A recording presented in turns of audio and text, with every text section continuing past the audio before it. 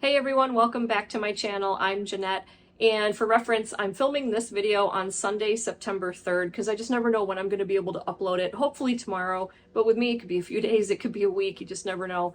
I really probably should have made this video in July and August when we were really in the thick of summer here, but I just never got around to it. But today's video is going to involve two soups that you can eat chilled. They're very refreshing and perfect for the warmer months especially. So I'm going to try to get this uploaded and out there before we really get into the chillier temperatures. But if you live in a warmer climate, these soups might be perfect for you. So we do have some hints of autumn already showing up here in the northeastern US. We have a few branches here and there that are turning colors already, but that's not unusual. Sometimes the trees get a little bit stressed. We have had a lot of rain this year, so we have a few pops of color here. But this week it's going to be 90 degrees and sunny, and next week it's supposed to be in the high 70s. So we still have a fair bit of summer left, and I want to enjoy these chilled soups as long as I can. So both of these soups can be eaten chilled. One of them is really good too if you warm it up. I was never into chilled soups. I don't know why. I had heard of gazpacho. I'd never tried it before. I'm definitely a soup person, and I don't care if it's 100 degrees out, I can eat hot soup every single day of the year. But my friend took me to a really fancy spa over the summer for my 50th birthday, and we had lunch there, and they served a chilled cucumber and ginger soup, and it knocked my socks off. I couldn't believe how good this was, and it was so refreshing on a hot day. So I have been trying to recreate it because the version that I had wasn't vegan, it was vegetarian. It was made with yogurt, but I wanted to try the soup and kind of analyze its flavor profile a little bit so that I could recreate a vegan version. So one of the soups I'm going to make today is a chilled cucumber ginger soup. The other one is going to be using a lot of ingredients I got from my local farmer's market because all this stuff is in season, and it's a roasted vegetable soup. All right, let's get started with the roasted vegetable soup. Everything here on the cutting board was from the local farmer's market. So I've got some of these little carrots, and although they have purple skins on them, every time I peel them, they're a different color inside. So they're really interesting and they're quite tasty. So I'm going to use some of those. You could use one or two regular carrots.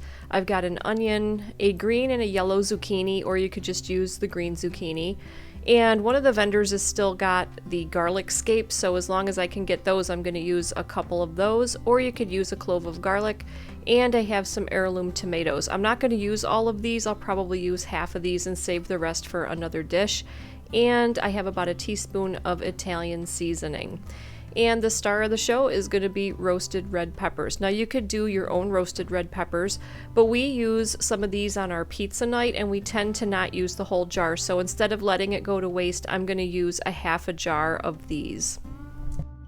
So I just cut up all my veggies and I laid them out on a baking sheet lined with a silicone baking mat, or you can use parchment paper, and I'm going to roast these with no oil.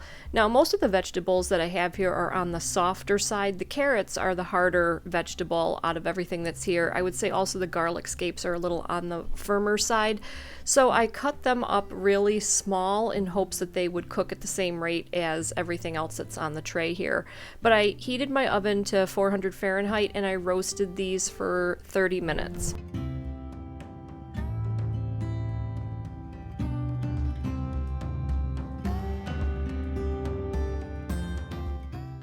Once my veggies are done, it's time to blend the soup, so I add 1 cup of water to my blender. Now I'm using a Vitamix, but you don't need a Vitamix. You could certainly do this in a regular blender or even a food processor.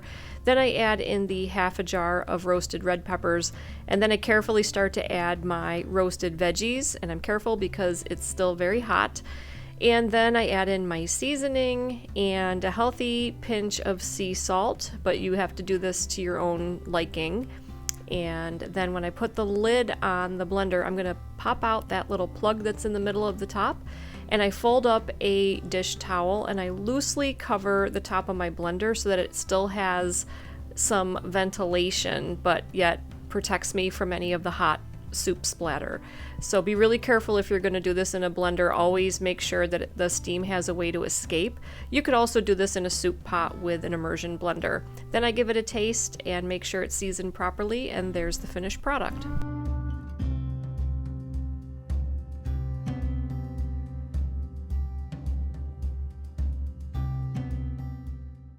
All Alright, now we're going to get started on the chilled cucumber soup, and it couldn't be easier. I'm going to use a zucchini in this, and I'm just going to trim the ends off. You can certainly peel it if you want to. Then I have 5 of these little mini cucumbers, and they don't really have many seeds inside of them, so I'm not going to remove any of the seeds, and I'm not going to peel them because the skins are really thin. But you can use any kind of cucumber that you want, and if it's got a thick skin, I would recommend that you peel it, and if it has a lot of seeds in it, take the seeds out.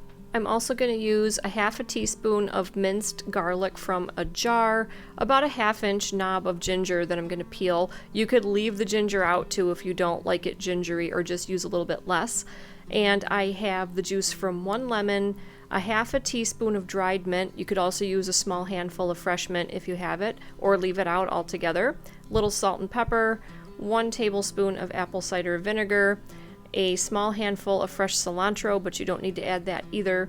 And then I have 1 cup of almond milk, and this is the brand that I'm using. It's actually a nice, rich, thick almond milk with a very neutral flavor, so I'm going to use that. Or you could use your favorite vegan yogurt in this as well. I've also used, in place of that, I've used a 1/4 cup of cashews just to kind of give it a nice, rich silkiness. Then I'm just going to throw everything into my blender and blend it up. You don't need a Vitamix to do this either. You can do this in a regular blender or even in a food processor, but I just add everything right into my blender, puree it until it's the consistency that I like. Make sure I taste it, make sure it's seasoned properly, adjust the salt and pepper, and then it's finished.